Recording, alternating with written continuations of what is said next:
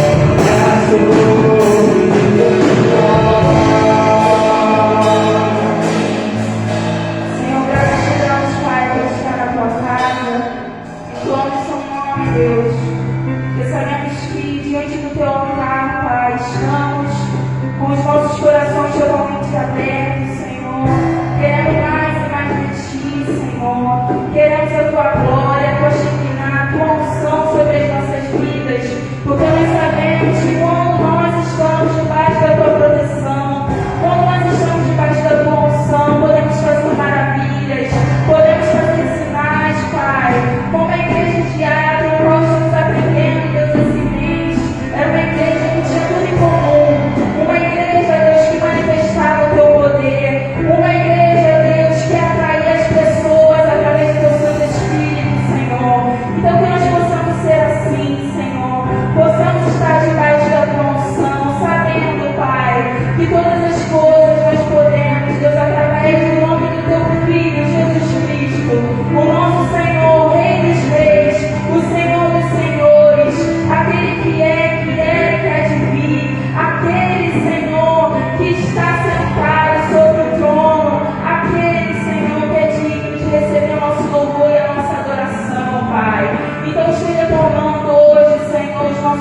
lábios. Esteja tomando hoje, Senhor, as nossas mentes. Que sejamos cativos, Pai, de Ti, Pai, nessa noite. Que possamos estar, Pai, prestando o melhor culto, Senhor, nossa melhor adoração. Porque tudo é para Ti, Deus. Tudo é por Ti, Senhor, e tudo vem de Ti. É essa oração que Te faço, Deus, em nome de Jesus. Amém.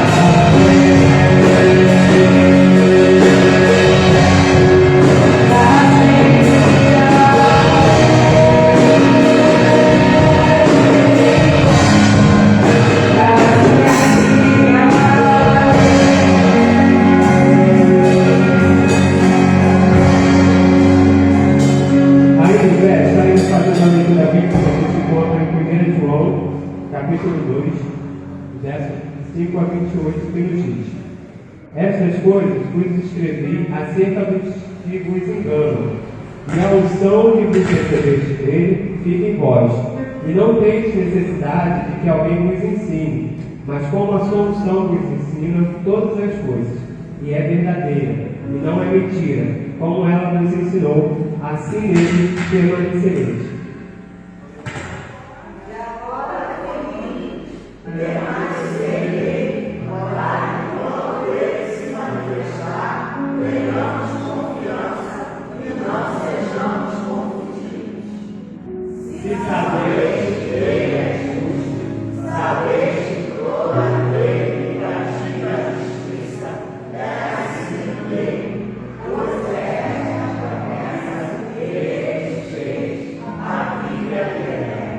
Eu convido a irmã Glaci, ela vai estar orando nesse momento.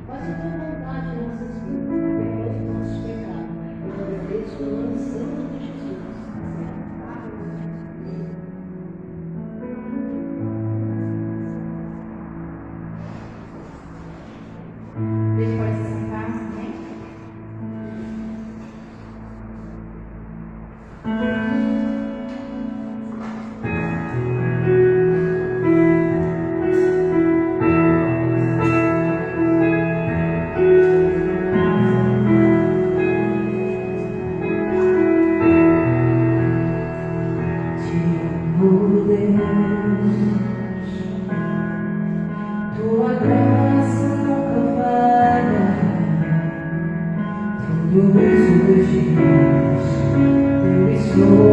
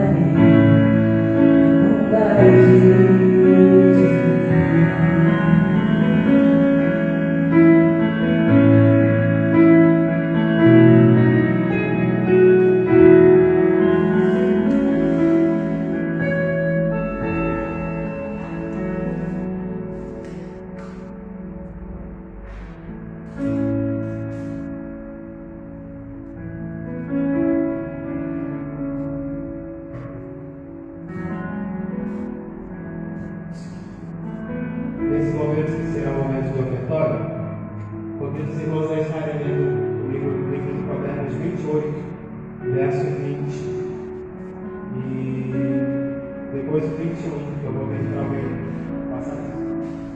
O verso 20 diz assim: o homem fiel será coberto de bênçãos, mas o que se apressa a enriquecer não ficará impune. O verso 21. Dar importância à aparência das pessoas não é bom, porque até por um bocado de pão o homem prevaricará. Esses dois versículos, ele é bem pertinente a esse tempo que nós estamos, porque algumas pessoas dão valor ao que a outra pessoa aparenta, né? Aparenta ser, aparenta ter, né? Mas acreditamos, porque a Bíblia fala, que Deus não vê como vê o homem, Deus vê o que está no nosso coração. E quando a gente fala sobre a fidelidade do Senhor, é bem sobre isso, porque Ele é fiel a nós desde o início e Ele percebe o como nós somos verdadeiros na presença dEle. Então, convido você a estar meditando nesses dois textos, né, durante essa semana. O que Deus tem sido fiel para com você e como você tem retribuído essa fidelidade para com Ele. A igreja do Senhor neste tempo, né, não estou falando da Igreja Batista Memorial da Vasco Grande, mas a igreja deste tempo, deste século, ela tem tem cruzado os braços para muitas coisas, né?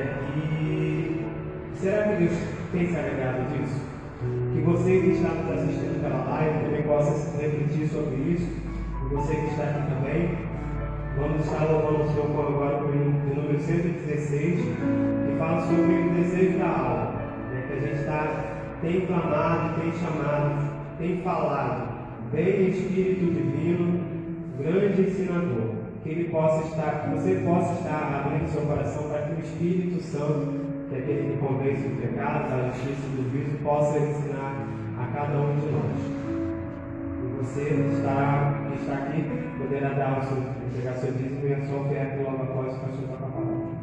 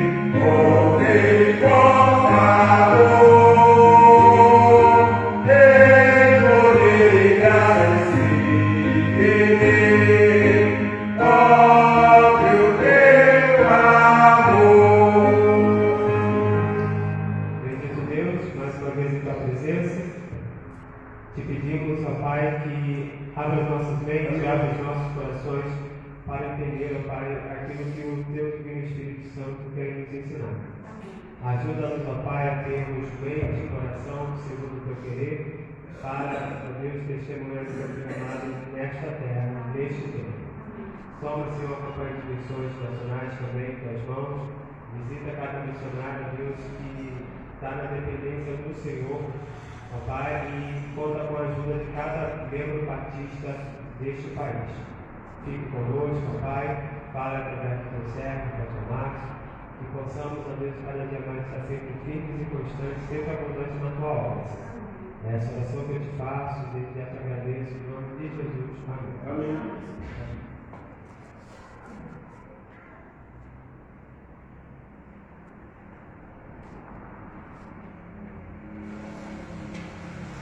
Queridos, graça e paz, amém? Acabei de cantar um hino, eu virei para a Isabela e perguntei a ela o que é graça em si, ela ficou rindo. É engraçado, às vezes a gente canta algumas coisas, né, um linguajar bem antigo, e a gente fica imaginando o que seja. Vou dar esse desafio para você pesquisar não no Aurélio, mas no Google, que é Insigne, né? É uma coisa muito simples e você vai entender o que você acabou de cantar. Você que está nos acompanhando nessa live, Deus abençoe a sua vida. Nós somos a Igreja Batista Memorial de Rocha Miranda. Você que nos visita também nessa noite, Deus abençoe, né? Sem destacar, diz a revista Time, na década de 90, que era a coisa mais constrangedora que acontecia nas igrejas norte-americanas, era quando uma pessoa ia visitar e começava aquele negócio, está conosco você, então, está conosco dele, então você está nos visitando, seja bem-vindo, seja bem-vinda no nome do Senhor Jesus Cristo. Queridos, vamos colocar em pé nesse momento. Eu acredito que em pé nós conseguimos louvar extremamente melhor ao Senhor. E eu quero convidar você a estarmos cantando junto, convidar você para estarmos cantando junto no hino do nosso cantor cristão, que é o hino de número 469, pendando uma bandeira, né? Algo que simboliza a vitória, foi o que o Senhor nos entregou. Vamos cantar ao Senhor, hino de número 469 do nosso cantor cristão. Cadê que ele está arrebatado? Olha ele correndo aí, descendo da carruagem, está vindo ele correndo, em nome de Jesus. Vamos louvar o Senhor. Um pendão real vos entregou o Rei, a vós, soldados seus, corajosos, pois, de tudo defendei, marchando para o céu. O coro desse hino é simples, quando ele diz assim: com valor, com temor por Cristo, pronto a sofrer, bem alto erguei a bandeira, o pendão, firme sempre até morrer. Louvemos ao Senhor, hino de número 469. Quero convidar você a abrir o diafragma, mas você não vai morrer, mas poder cantar e adorar o nome do Senhor. Corajosos, louvemos ao Senhor.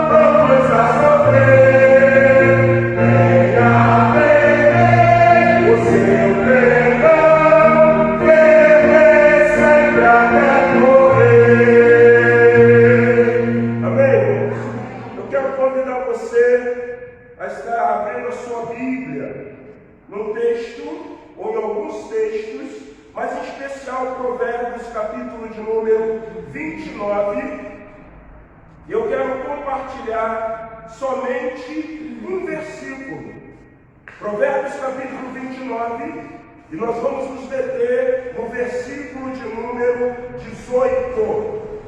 É um texto que eu acredito não ser um texto novo. É um texto que nós conhecemos e é um texto que acredito eu, em especial nesse tempo de modernidade, como igreja do Senhor Jesus, como isso é importante. Presta bem atenção no que diz o texto da palavra de Deus. Não havendo profecia, o povo se corrompe, mas o que guarda a lei, esse é feliz. A igreja podia ler numa única só voz? Não havendo profecia, o povo perece, porém o que guarda a lei, esse é bem-aventurado. Senhor Deus Pai, em nome de Jesus, queremos te louvar, queremos te bendizer, glorificar o teu nome. Colocar esse momento da ministração da tua palavra, relembrando uma coisa linda vivida pela igreja de Atos dos Apóstolos. E eu destaco esse texto do Antigo Pacto, porque acredito, Deus, que isso ainda é extremamente válido hoje como igreja do Senhor Jesus. Por isso, Deus, toma essa palavra, ministra conforme a tua vontade, te oramos, crendo, agradecidos em nome de Jesus. Amém. Amém. Que você pode se assentar. Esse mês de setembro, nós estamos com a oportunidade de analisar alguns textos de Atos dos Apóstolos. Lembrando que Atos é um livro que vai mostrar claramente o surgimento de uma igreja neotestamentária. Em Atos dos Apóstolos, nós aprendemos que Deus chama um homem que era judeu, mas era conhecedor do contexto da filosofia da época, chamado Saulo. Esse homem mostra o plano e os desígnios de Deus quando em Atos 9 você vê literalmente o Espírito Santo sendo derramado não somente nos israelitas ou nos judeus, mas sendo derramado sobre toda a carne, ao ponto que o apóstolo Pedro, ele fica até pasmo, admirado, e nós vimos que, de repente, ficamos pasmos com as duas coisas do Senhor, porque não estamos atentos aos sinais divinos. Quando provavelmente, acredito eu, ele lembra do que o profeta Joel profetizou. O Espírito Santo seria derramado sobre toda a carne, tanto sobre os judeus, como também sobre os estrangeiros. Percebemos em Atos dos Apóstolos que na descida do Espírito Santo, Deus trouxe unidade. Quando havia judeus de partes distintas, e quando o Espírito Santo, ao término da festa de Pentecoste, ele vem sobre aqueles 120 discípulos de Jesus, e eles começam a falar em glossolalia, em idioma, e o povo fica extremamente perplexo e diz assim: como pode? São judeus de regiões diferentes, mas eles falam o quê? A mesma coisa. Isso é uma coisa muito linda quando nós estudamos Atos. Mas parece que existem coisas que ou nós esquecemos, ou não estamos atentos, ou não é interessante para nós. Se eu chegasse hoje aqui com vocês e falasse assim: minha filha Isabela, não existe diaconisa. Eu tenho certeza que ela me responderia com um texto mostrando para mim que existe o quê? Diaconisa. Você lembra? Febre, está ligado, irmão? Febre. Abra essa tua Bíblia em Romanos 16:1. Olha o que a palavra de Deus fala. Romanos capítulo 16, versículo de número 1. Romanos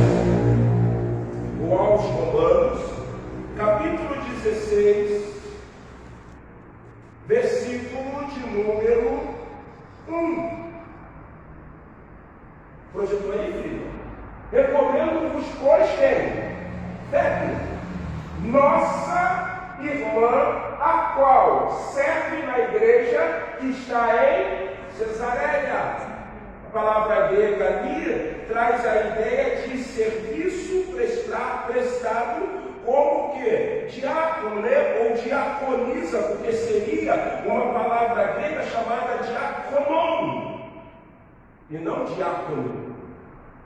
Então você vai ver literalmente o seguinte, pastor, a Bíblia mostra que existe o quê?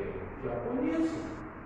Não é porque é favorável para você que é uma mulher, é porque a Bíblia está dando o que para isso? Respaldo. Quando nós lemos o texto de Atos dos Apóstolos, nós também precisamos nos deter em alguns posicionamentos, algumas posturas que a Bíblia dá respaldo. E essas coisas são extremamente importantes para a igreja do Senhor Jesus Cristo. A primeira coisa que nós precisamos entender sobre a eclésia, sobre a igreja, e aí eu falo instituição, é que a igreja, que é uma instituição, a igreja que é um organismo vivo, a igreja que foi comprada pelo sangue de Jesus, segundo a narrativa bíblica, quando Paulo escreve a igreja de Éfeso e deixa extremamente claro, assim como Cristo é o cabeça da igreja, vós maridos, você é o cabeça da sua mulher.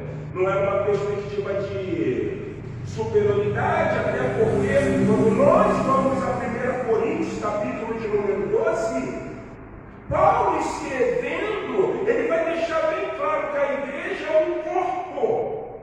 Nós fazemos parte do corpo. Todos somos servos do corpo para servir aquele que é o quê? O cabeça. Então, muitas vezes, quando nós vamos estudar a palavra, nós precisamos estar atentos a alguns posicionamentos, senão nós vamos defender aquilo que é importante para quem? Para nós. E não o que é importante para a igreja. Pastor, por quê? O Senhor leu o Provérbio 29, versículo 18. Quando disse, aonde não há profecia, aonde não há ensino, há corrupção. Existem algumas facetas teológicas que rapidamente eu quero compartilhar com vocês. Alguns vão defender a ideia de profecia como isso. Pregar a palavra é uma profecia. Porque quando eu abro essa Bíblia, nós aprendemos, na escola bíblica, nós aprendemos no percorrer da nossa caminhada cristã, que a Bíblia fechada é um livro comum, mas aberto é a voz de quem?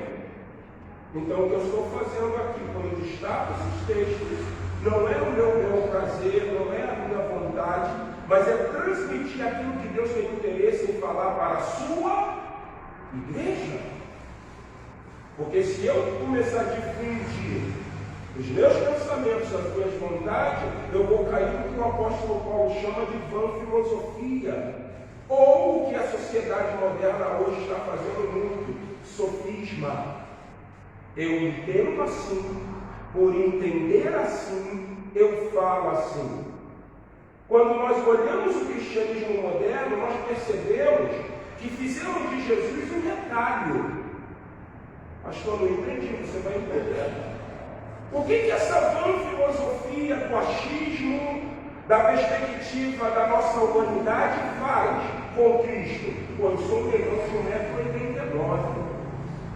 E eu vou trabalhar com vocês a perspectiva do Jesus negro. O Jesus negro. O Jesus negro, ele vence a discriminação. O Jesus negro, isso, e aí eu começo a defender. Eu lembro, quando eu estava no seminário, eu fui convidado por um seminarista prestes já a acabar o seminário, e ele virou para mim e falou assim, pastor, ô meu Márcio, eu queria fazer um convite para você. Ele tinha uma grande igreja batista, e eu falei assim, qual é o convite? Nós estamos formando um coro só de negros. Eu olhei para ele e falei assim, para com isso, a pessoa vai dar confusão, cara. A Bíblia diz uma coisa muito interessante, que no reino não há acepção de quê? Então eu não posso trazer uma ideia de um Jesus negro, porque senão eu vou começar a fazer acepção de quê? Pessoas. Mas o sofismo, a vã filosofia, retalha Jesus. Por que muitas vezes nós vamos retalhar Jesus? Porque nós temos ideais, nós temos vontades, nós queremos alcançar algo, nós queremos viver alguma coisa, algo precisa acontecer dentro da minha perspectiva. Então a classificação que eu começo a fazer a respeito de Jesus é a classificação que serve para quem? Para mim ou para os meus interesses. Na igreja de Atos não é assim. A igreja de Atos tinha uma percepção que parece que nós perdemos. A igreja, ela é um corpo, um organismo vivo. E como um corpo e um organismo vivo, ela, no surgimento, no decorrer como uma instituição, ela já foi departamental ou é departamental.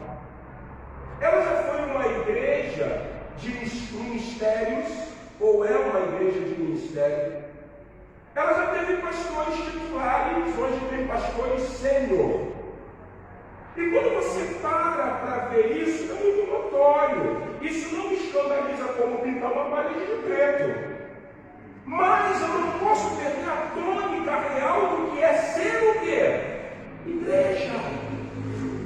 Porque a igreja ela pode ser departamental, ela pode ser uma igreja motivada pelos propósitos, ela pode ser uma igreja motivada pelos ministérios, ela pode ser uma igreja motivada pelas redes, ela pode ser uma igreja motivada pelos grandes grupos multiplicadores, ela pode ser uma igreja multiplicada pelas células, ela pode ser uma igreja, mas ela não pode esquecer que é o quê? Igreja. Porque antes disso tudo, Atos dos Apóstolos ensina uma coisa para nós.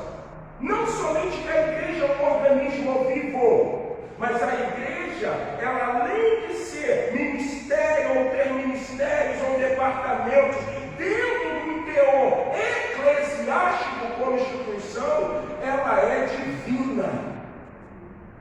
Você conseguiu entender? Muitas vezes nós só achamos que a igreja é uma instituição, porque retalhamos Jesus conforme a nossa vontade. Em Atos dos Apóstolos, a igreja era divina. Se a igreja tem Jesus como cabeça, é Ele o Senhor da igreja. E vocês lembram de uma coisa que a Bíblia fala? Ou que a nossa declaração também nos ensina? É que nós estamos firmados em Cristo e na doutrina de quem? Dos apóstolos. A igreja é cristã, mas ela também é o quê? Apostólica. Só que nós estamos tirando o apostólico da igreja e deixando a igreja só sendo uma instituição que religiosa. Quando você vai em Atos dos Apóstolos, você aprende em Atos que a igreja vivia o apostolado. E o pastor Marcos, se acontecer, ele vai querer virar apóstolo? Nada disso. A igreja era apostólica porque, presta bem atenção, abra a Bíblia de vocês em Efésios capítulo 4, e olha o que Paulo fala sobre a igreja que é comprada por Cristo, a igreja viva e eficaz, no capítulo de número 4, versículo 11. Olha o que ele vai dizer. Ele mesmo, Jesus, deu-nos para o quê? Apóstolo? Outro ele deu para o quê? Outros ele deu para o quê? Outros ele deu para o quê? E outros? A igreja ela é composta, como dizem os estudiosos, como a mão de Deus. Porque a igreja, a organização, ela precisa entender que ela é apostólica, que ela é profética, que ela é evangelista, que ela é de ensino e que ela é também de ensino de governo. Porque diz, a uns ele deu como mestres, ou doutores. Quando eu olho Provérbios capítulo 29, eu entendo literalmente o porquê o autor de Provérbios vai dizer isso.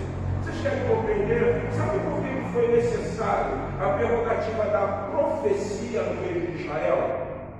A profecia só se deu por causa da corrupção da nata religiosa. Quem era o responsável pelo ensino religioso em Israel? Era os sacerdotes.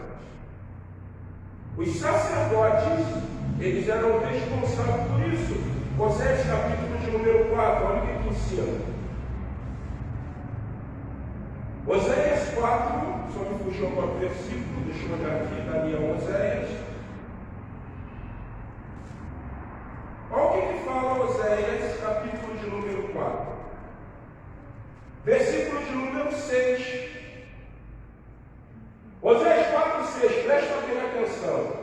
O meu povo foi destruído, porque lhe faltou o conhecimento, porque tu rejeitaste o conhecimento. Também eu te rejeitarei para que não seja o quê? Sacerdote diante de mim. E visto que tu esqueceste da lei do teu Deus, também eu esquecerei dos teus o quê? Quem é o grande sacerdote diante de Deus? Jesus Cristo. Ele esqueceu da lei do Senhor? Não. Você não viu Jesus no seu ministério sendo auxiliado por nenhum profeta. Por quê? Porque Jesus deixava extremamente latente que como sacerdote, como responsável do ensino de mostrar a salvação, ele só estava fazendo aquilo que Deus havia ordenado. Então, os profetas surgem no Velho Testamento porque o sacerdócio estava corrompido. Há uma corrupção. Uma segunda perspectiva muito lógica é que os profetas, eles sempre estavam, usamos um termo que é antenado com o próprio Deus. Então, muitas vezes, o profeta ele só falava segundo o oráculo divino. Assim diz o Senhor. Então, o autor do provérbio diz assim: se não houver a pregação, se não houver aquilo que o Espírito de Deus quer dizer, ele quer ensinar, vai haver o quê? Corrupção. E quando nós olhamos Atos dos Apóstolos, por que eu levo vocês nessa noite a esse viés, a essa ideia? Porque a igreja ainda tem profetas. Não acabou isso não, gente. Não acabou. É interessante que você percebe no Velho Testamento uma tônica muito latente dos profetas sobre o povo. Deus vira para um legislador e para um sacerdote que também era um profeta, Samuel. E Deus fala o seguinte para Samuel: Samuel, vai à casa de Jessé, porque aprouve eu escolher dentre os filhos de Jessé um rei. Samuel fala para Deus assim: Senhor, se eu for lá em Belém, na casa do homem, do pai de Davi, Saul vai saber, e ele vai o quê? Me matar. Porque o profeta era uma figura, não emblemática, mas uma figura extremamente importante no contexto religioso. Quando o profeta chega naquele lugar, eles vão pensar duas coisas: ou Deus vai sentenciar, ou Deus vai falar algo que para nossa edificação. Então, o que gerava o profeta? O profeta gerava respeito. Porque todo mundo sabia que é Samuel o profeta de quem? Do Senhor. E o que eu vou falar então? Você fala que você veio sacrificar e sacrifica. Eu posso imaginar, irmãos, porque é uma coisa latente. Quando ele chega em Belém, na casa de quem? De Jessé, todo mundo vai começar a dizer o seguinte: Samuel está onde? Aqui. O que o Senhor quer falar? O que está acontecendo? A prova maior disso é João. Você tem 400 anos de Deus calado. Chama-se de período bíblico. Aí nasce um homem que ele vai pelo mesmo espírito de quem? De Elias, um grande profeta. Um profeta, né? Porque você tinha o sonhador, o profeta que sonhava. Vocês vão lembrar de um sonhador? José. José era um sonhador. O que ele proferiu foi uma profecia. Papai, você está dizendo que eu e tua mãe vamos nos prostrar diante de você? Você tinha um vidente. Quantas vezes chega Eliseu, está reinando uma fome em Samaria, e aí Eliseu chega e diz: vai acontecer isso. O comandante diz: de maneira nenhuma sucederá isso. Da onde nós vamos conseguir alimento? Você vai ver, mas você não vai comer. Algo que não estava acontecendo, mas o profeta disse que aconteceria. E a principal figura que era de Elias como o delatador. Você vai estudar a história de Elias no âmbito profético, você não vai encontrar ele sendo vidente em nada. Pastor, eu provo para você que sim. Quando ele disse que não ia chover, claro, Deuteronômio abriu um decreto. Todas as vezes que vocês esquecerem que eu sou o Senhor e adorarem outro Deus, o céu vai ser de bronze. Elias só simplesmente reproduziu que a Bíblia ou que Deus havia dito: vocês estão adorando Baal, então o céu é de bronze, não tem chuva. E aí quando você para e você começa a ver, você percebe que quando um profeta ou quando há uma profecia, há temor, gente. Há temor. Certa ocasião viraram para mim e falaram assim: as pessoas não têm que ter medo, é verdade, elas têm que ter temor. Eu falei: é verdade, mas só há temor quando se tem o quê? Medo. Porque você sabe que se você não respeita, você pode ser sancionado na falta do respeito. Só há lei porque havia o quê? Pecado. É isso que a Bíblia ensina. Então Deus chega e nos leva a Atos e ele diz o seguinte: se a igreja é apostólica, a igreja precisa ter a minha mão. A igreja precisa viver como igreja, ela está vivendo só como instituição. Então o autor de Provérbios diz: aonde não há pregação, aonde não há algo de manifestação, pela ótica, pela visão do Espírito Santo que conduz a igreja, nós vamos andar segundo o nosso bel prazer, nós vamos fazer o que nós achamos que é importante para quem? Para nós, gente. Vocês vão ver uma coisa notória. Olha o que diz Atos capítulo 11, versos de número 27 ao 30. Atos dos Apóstolos capítulo 11, do verso 27 ao 30. Presta atenção nesse texto. Atos dos Apóstolos 11, do 27 a 30.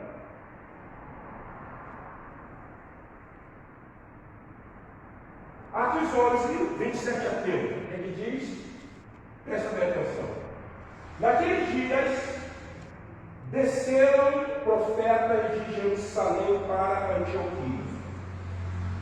Jerusalém era uma composição de cristãos que, na maioria, eram judeus.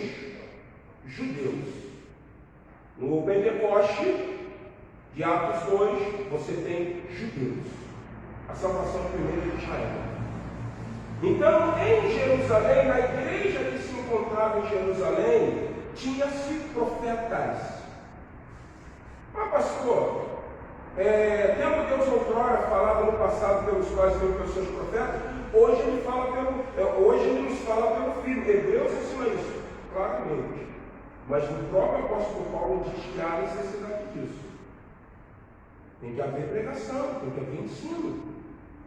Tem que haver coisas direcionadas pelo Espírito Santo. Aí olha o que diz no versículo número 28. E levantou-se um dos profetas que veio de Jerusalém, por nome Agabô. Dava água do entender pelo Espírito, que haveria uma grande fome em todo o mundo, E isso aconteceu no tempo de Cláudio César, de um imperador ou de uma dinastia de César, que era Cláudio. Vocês prestaram atenção? Como é que nós vamos compreender as verdades divinas? Nós só vamos compreender as verdades divinas se a igreja entender o que é ser igreja. Se você parar e prestar atenção, o texto diz que Ágabo não foi ele que proferiu, eu acho, que vai vir uma fome. Algumas versões vão deixar bem latente que ele falava pelo Espírito Santo. Irmãos, a igreja neotestamentária, ela precisa viver em comunhão com o Espírito Santo. Eu repito e falo mais uma vez, Milagre Edson, no seu livro Introdução à Teologia Sistemática, quando estuda sobre pneumatologia, a doutrina do Espírito, ele diz uma coisa extraordinária. O Espírito Santo não é um goste, o Espírito Santo não é um fantasma, o Espírito Santo é uma pessoa. E ele fala, porque quando desceu alguns profetas vindo de Jerusalém, eu tenho certeza absoluta que se cumpriu o que está lá em João, capítulo de número 16. Olha o que a palavra do Senhor ensina. João, capítulo de número 16. Ela fala uma coisa extraordinária. Versículo de número 13. Eu acredito que isso aqui era latente. Eu acredito que isso era uma verdade. Eu acredito que isso ainda pode continuar sendo uma verdade. Olha o que João vai dizer. Quando vier, porém, o Espírito da verdade, ele nos guiará toda a verdade. Porque o Espírito da verdade não falará por si mesmo, mas dirá tudo o que tiver ouvido e vos anunciará as coisas que hão de quê? O Espírito Santo só fala o que ele tem ouvido junto ao Pai e junto a quem? Ao Filho. Aqueles profetas de Jerusalém desceram lá em Antioquia.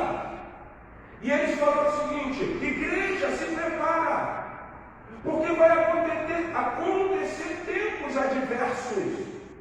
Qual é a adversidade desse tempo? No império de Cláudio César vai haver uma fome.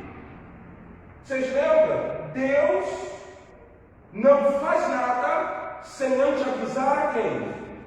Os seus profetas. Quantos estão predispostos a ser profetas e profetizas do Senhor? Quantos estão predispostos a viver essa realidade de Atos dos Apóstolos, que João está dizendo que ele vai falar Ágabo?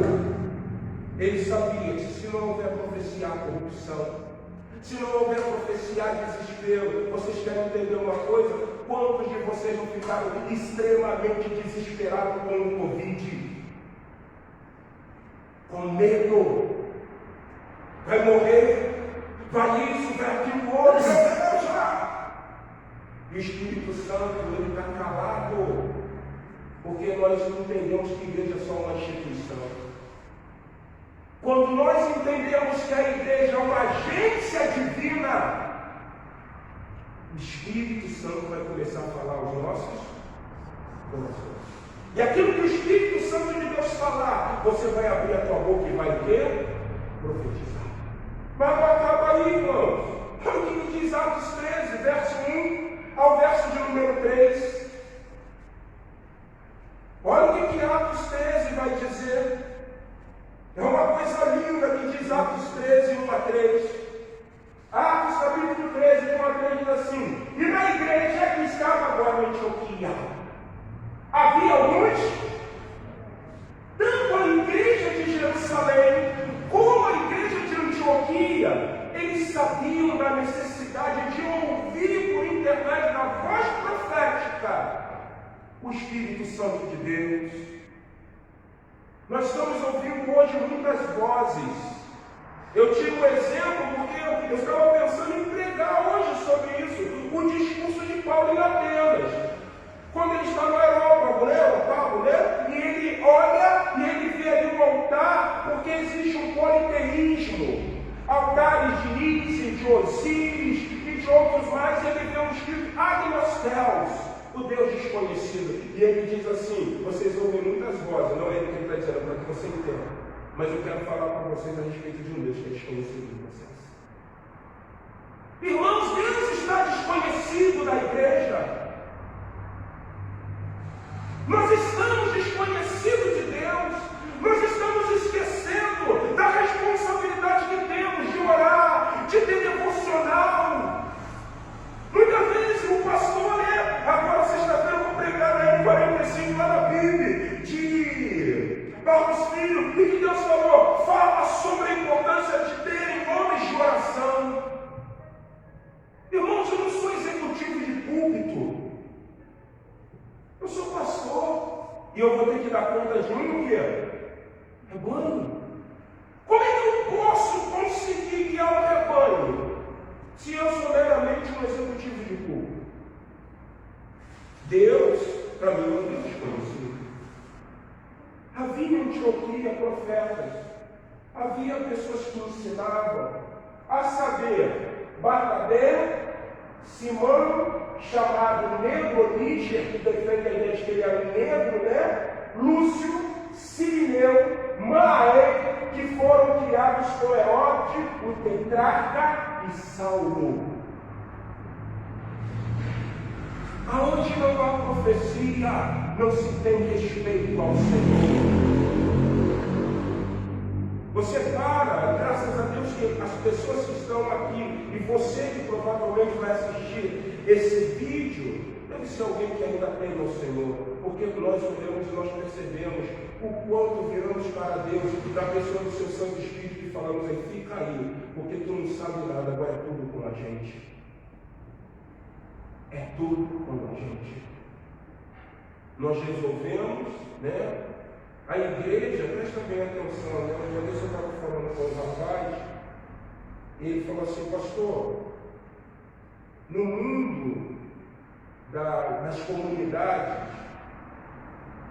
você vai encontrar o juiz,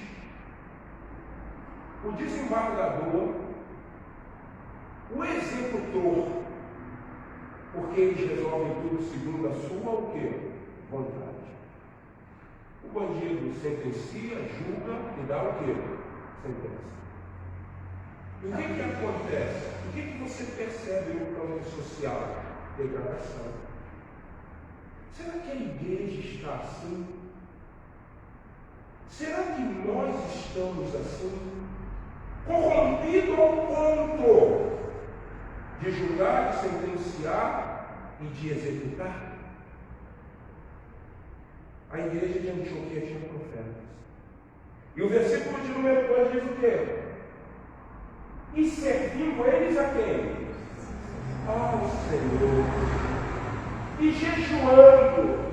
E disse quem? Apartai-me a Barnabé e a Saulo para a obra que eu tenho o quê? Vocês lembram do nosso primeiro sermão? Por que o Espírito Santo de Deus desceu? Havia necessidade da profecia se cumprir. Havia necessidade daquilo que foi predito pelo anjo ou pelo próprio Deus ficar em Jerusalém até que do alto seja revestido. Mas Deus olhou lá do céu e falou assim: chegou o tempo.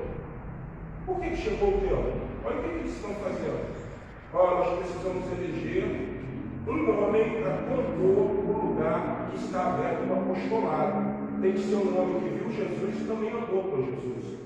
Qual o nome que nós temos aqui? Temos um nome A e um nome B. Vamos orar? Sim, do soberano Deus, que sabe de todas as coisas, que governa, e isso, aquilo, outro. O que o texto depois diz? E eles pegaram duas pedrinhas para tirar sorte, para saber quem seria o que estaria assumindo o lugar de Judas que havia morrido. Aí Deus falou assim: não pode ser assim. Essas pedrinhas de que muitas vezes é a minha vontade. Então eu vou ensinar uma coisa a vocês: o Espírito Santo vai descer, e aí ele vai começar o quê? Irá. Primeiro concílio de Jerusalém, Atos 15, pareceu bem ao Espírito Santo. Não impor nenhuma carga sobre vocês. o Espírito Santo tem que governar na igreja. Porque se não houver o Espírito Santo, nós não vamos entender o que o Senhor quer o quê? Falar. O que o Senhor quer fazer. Então, aonde não há profecia, há corrupção. Mas não acaba aí, porque em Atos 21, olha que também diz. Atos capítulo de número 21. Aí você vai ficar pasmo agora, hein? Atos 21, a partir do versículo de número 7. Atos 21, 7. Atos dos Apóstolos 21, 7. Esse notebook só Jesus, hein? Vamos colocar de olho em cima disso, para você não ficar preocupado. Atos 21, 7, olha só. E nós, concluindo a navegação de Tiro, viemos a Ptolemaida e, havendo saudado os irmãos, ficamos com ele um dia. Versículo 9. E no dia seguinte, partindo dali Paulo, e nós que com ele estávamos, chegamos a Cesareia de Filipe, né?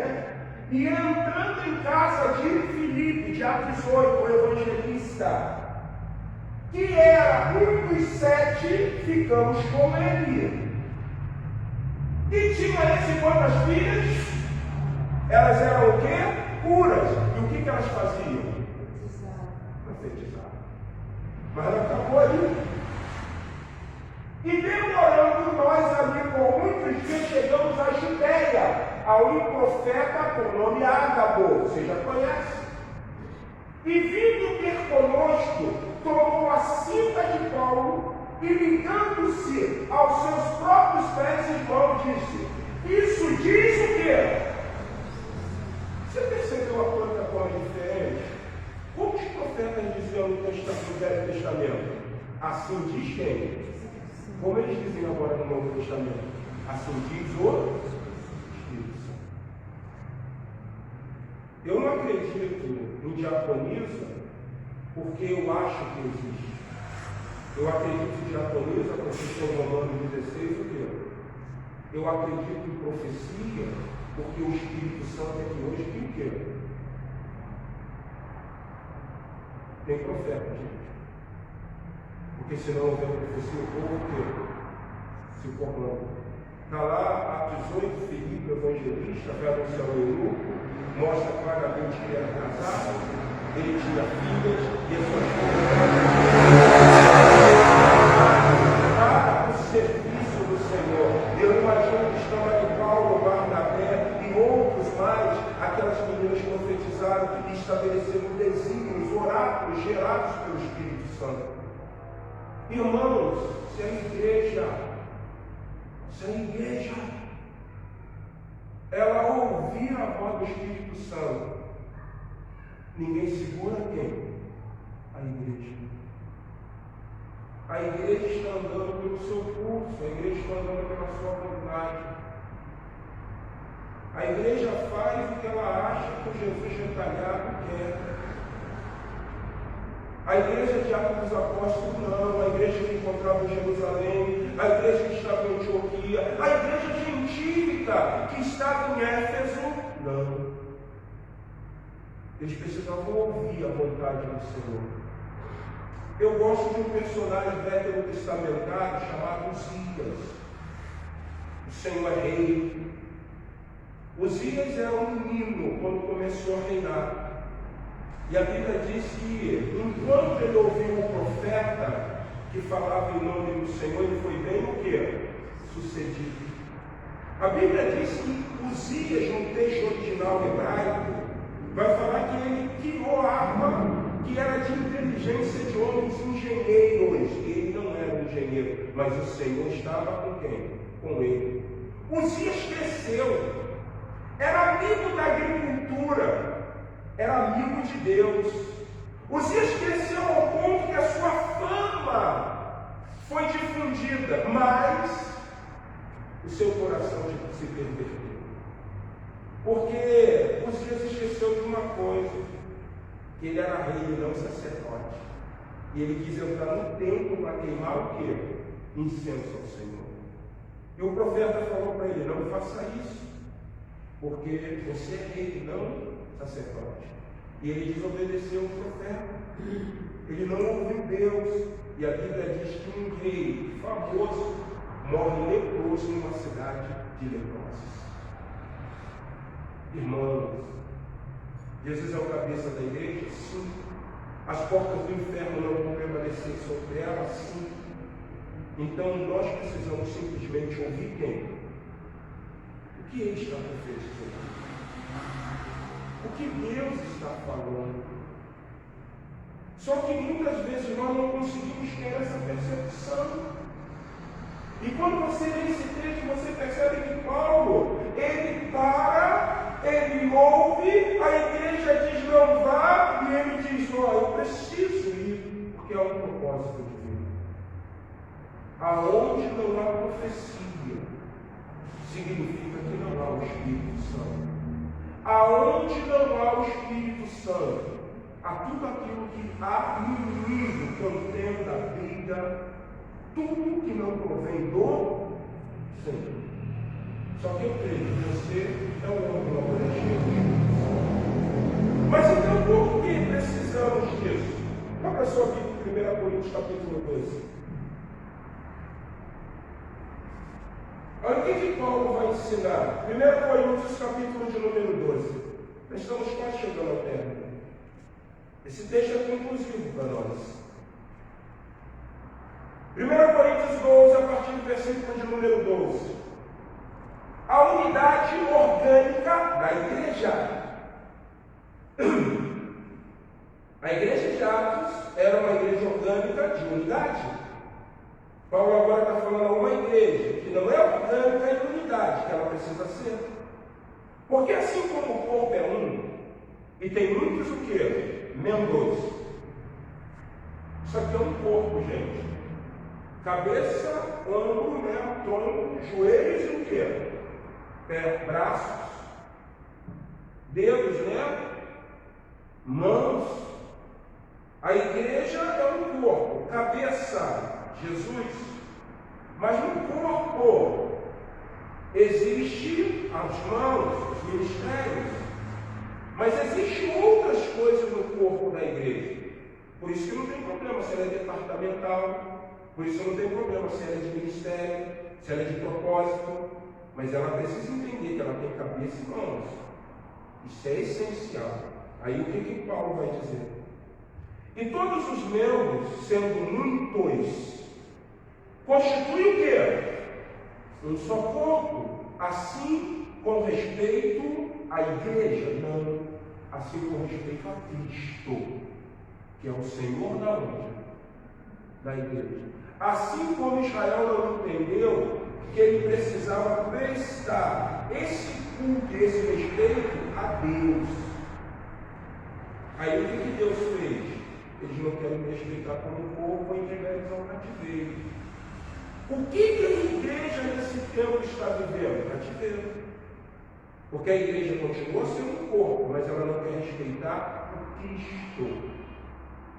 Não é o Cristo negro, não é o Cristo da ideologia de gênero, não é o Cristo batista, não é o Cristo assembleano, não é o Cristo presbiteriano, não é o Cristo quadrangular, não é o Cristo metodista, não é o Cristo luterano, não é o Cristo anglicano, não é o Cristo neopentecostal, não. É o Cristo que compõe a igreja universal, não o reino de Deus, mas a igreja que é o seu corpo. E Jesus está deixando a igreja que ele comprou andar segundo o seu curso. Romanos deixa isso bem claro. Eu entreguei o homem ao seu sentimento. E por eles estarem vivendo o seu sentimento, eles vão fazer o que? Nos últimos dias, não é de admirar, porque muitos serão amantes de quem? De si mesmo.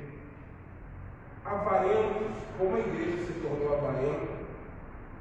Pastor, mas a igreja não é tão dura. Quem disse que a avareza é cúmplice? A avareza é amor o quê? Qual é o discurso que nós mais ouvimos? Deus vai te prosperar. Você vai comer o melhor dessa terra. Mas o que o Jesus, que é o cabeça da igreja, me ensinou? Não junteis tesouro onde a traça enferruge, mas juntai tesouro. O que os apóstolos no ensino apostólico disseram? Vós sois peregrinos, não somos deste mundo. Nós estamos neste mundo, mas somos forasteiros. Nós estamos esquecendo disso, irmão. Nós estamos esquecendo dessas prerrogativas que Atos dos Apóstolos deixa muito claro para nós. A igreja ainda é santa, a igreja ainda é propriedade exclusiva do Senhor. Na Igreja Batista de Acaria, agora, nessa semana, pregando, dando curso para liderança, eu falei uma coisa que eu quero compartilhar com a igreja que eu estou, pastor.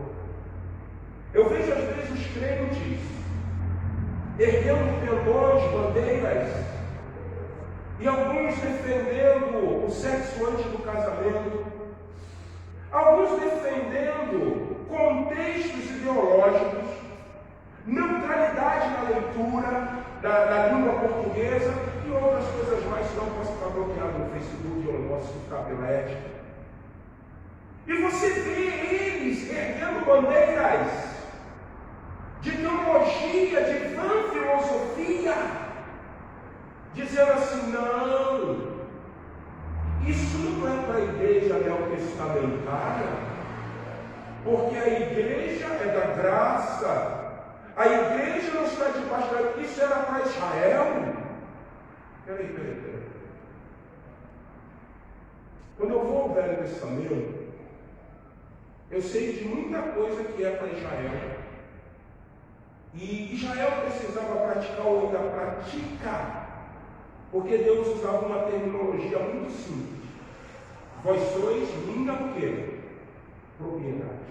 Vocês concordam com isso? É isso mesmo? Está certo, pastor Marcos? Vocês são minha propriedade. Então, se eu sou santo, vocês têm que ser o quê? Santo. Veio a graça de Deus, o dom imerecido. Não é um sacerdote araônico, é um sacerdócio segundo a ordem de Melquisedeque.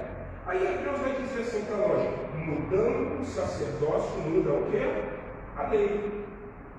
Eu como carne de porco sem problema nenhum. Não tem necessidade de estar barbudo ou de sempre fazer a barba. Não tem problema nenhum, irmã, se você cortar o seu cabelo. Quem disse que é pecado? Não tem problema nenhum você andar com uma calça jeans, porque naquele tempo não tinha nem se calça o quê? Jeans. Estamos infringindo nada. Mas só que nós precisamos ter uma compreensão. Existem conceitos que não são conceitos somente culturais ou de cerimonialismo. Existem conceitos que são imorais. E vale para Israel e também vale para quem? Porque Pedro vai dizer uma coisa que vai nos ensinar isso. Vós sois o quê? Geração, sacerdócio e o resto é o quê? Povo, propriedade do Senhor. Pecado sempre vai ser o quê? Pecado. E pecado sempre vai entristecer quem? Quando a igreja ela deixa de exalar o bom cheiro de Cristo, ela vai começar a exalar o cheiro de quê? Do pecado. Do pecado. E o cheiro do pecado não é bom. O cheiro do pecado não é bom. E aí o que acontece? Nós não vamos conseguir entender a prerrogativa de Atos dos Apóstolos. Nós não vamos entender que Deus está chamando uma igreja para compromisso. Que Deus está dizendo para mim e para você, estamos nesse cosmos, estamos neste mundo, mas não fazemos parte deste mundo. O nosso linguajar, a nossa forma de agir é diferente. Tem que ser, irmãos. Porque só aí o Espírito Santo de igreja. E o que ele vai fazer? Ele vai profetizar sobre nós. Ele vai falar: meu servo, minha serva, fazem isso, vão por esse caminho, acontece isso, projete isso, porque sou eu que estou guiando vocês. E aí nós vamos viver uma coisa linda, diabos. A cada dia ele acrescentando o Senhor que tem o Senhor. E aí eu volto concluindo, porque terminei no meu horário, 8h30.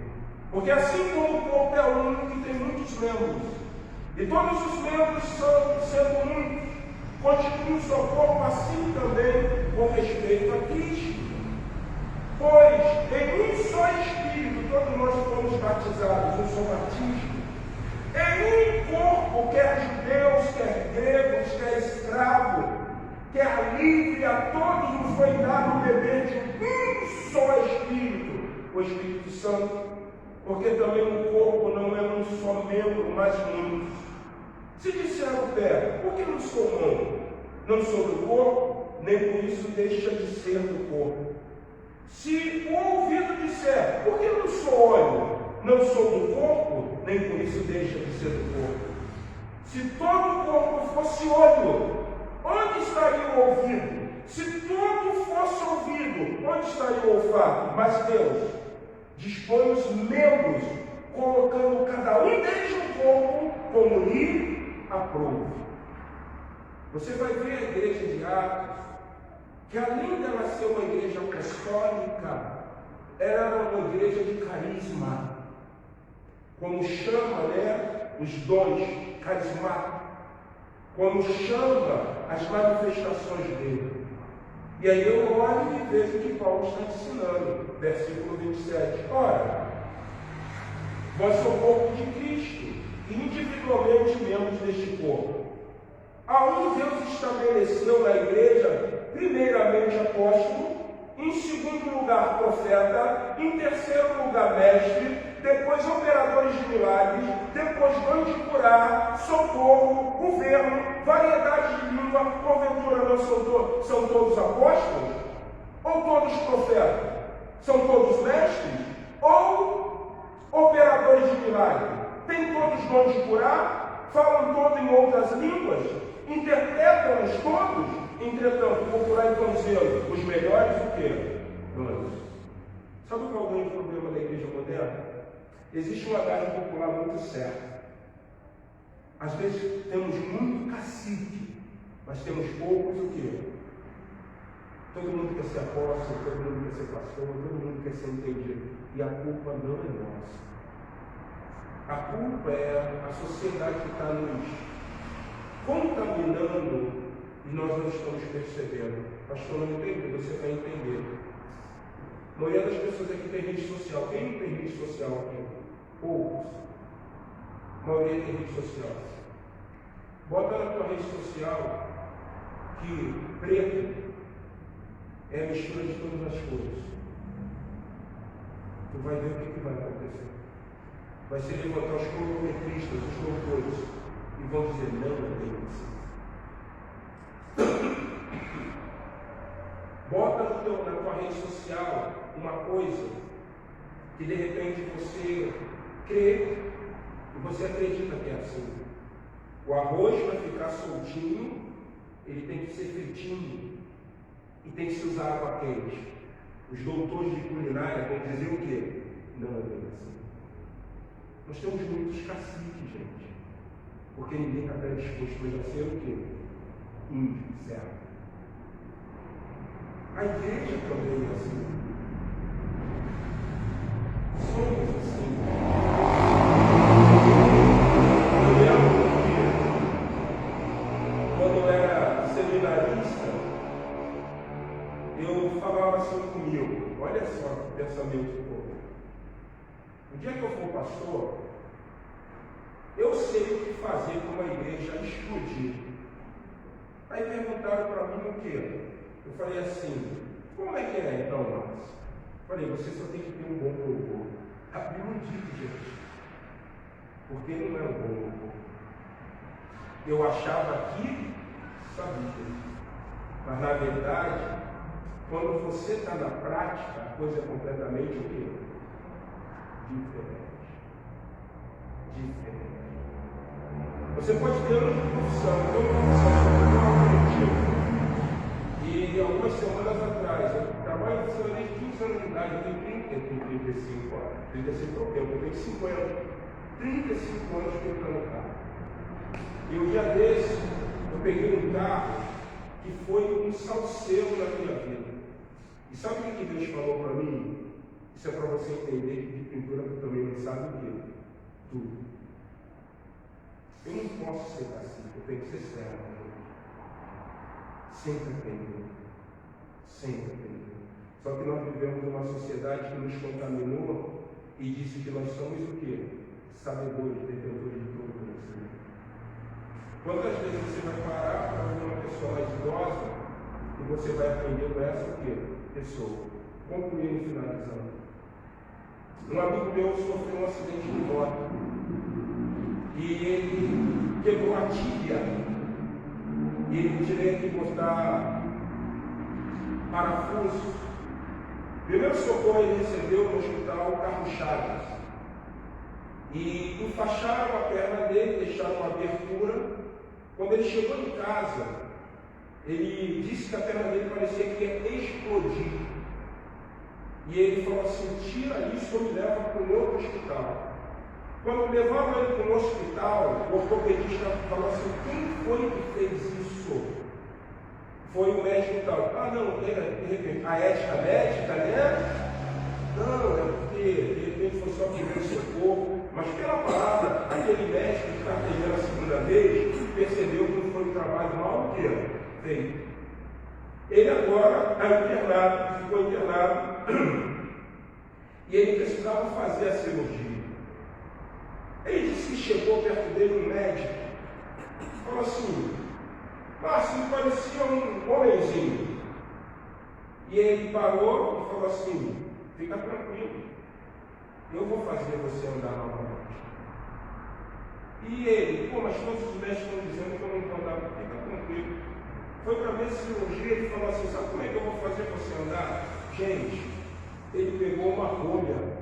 Vocês sabem o que é rolha? E ele disse: põe isso aqui. E ele hoje está o quê? Andando. Porque ele sabia o que ele estava o quê? Fazendo. Nós temos uma sociedade que pensa que sabe o que está o quê? Fazendo. Por isso que nós precisamos do auxílio de quem? Do Espírito Santo. Até porque a sociedade não é mais sólida, é líquida. Então se dissolve, as coisas são efêmeras, são passageiras, as pessoas vivem em seu anonimato. E nessa noite, nós venhamos aprender com Lázaro, nós venhamos aprender com as filhas de Filipe, que nós venhamos aprender com os profetas de Jerusalém, com os profetas de Antioquia, a ouvir o Espírito Santo. Porque quando nós deixamos de ouvir o Espírito Santo, não há profecia. E o povo que se corrompe. Vamos colocar em pé. Vamos orar, irmãos? Vamos agradecer a Deus.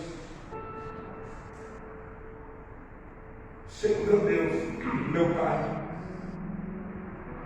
Tu és maravilhoso, Tu és lindo, Senhor. Acende a chama, Deus.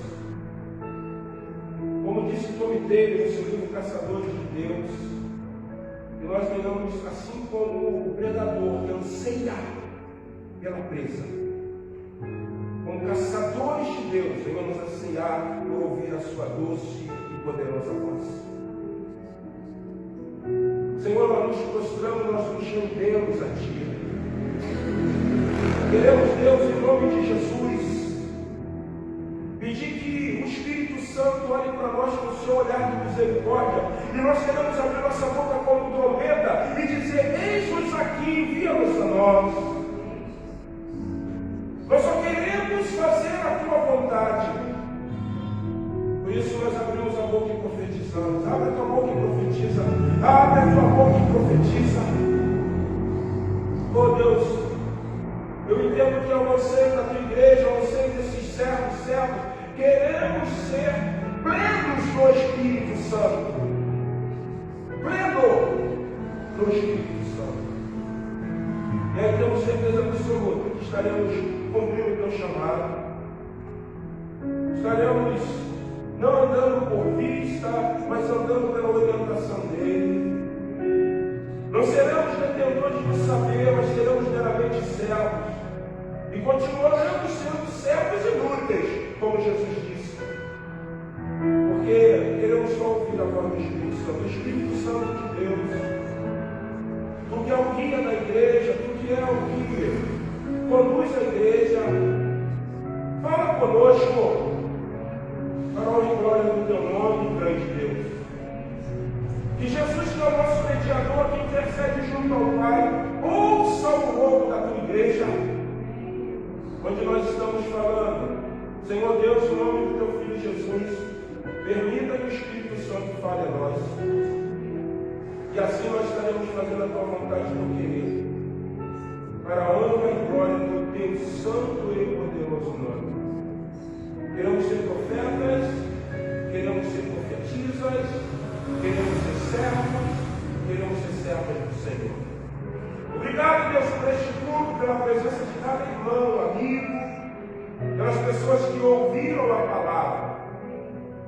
Cumpra a tua obra, porque, como diz a tua palavra lá em Zacarias, por intermédio de Zorobabel, não é por força e nem por violência, mas é pelo Espírito. Ô Espírito Santo, nós te veneramos, nós te amamos e sabemos que é o Senhor que conduz a nossa vida. Obrigado, Deus, por tudo. Te oramos em nome de Jesus. Amém. Amém. Vamos continuar louvando ao Senhor? Amém? Aleluia, Deus. Oh, Pai. Aleluia. Vai do nome. Te chamo, só pode se sentar. Te chamo pelo nome. Pois eu te conheço. Pois eu te conheço. Eu mesmo te conheço. Eu mesmo te conheço. Não temas, não temas. Temas só meu filho. Onde te enviar?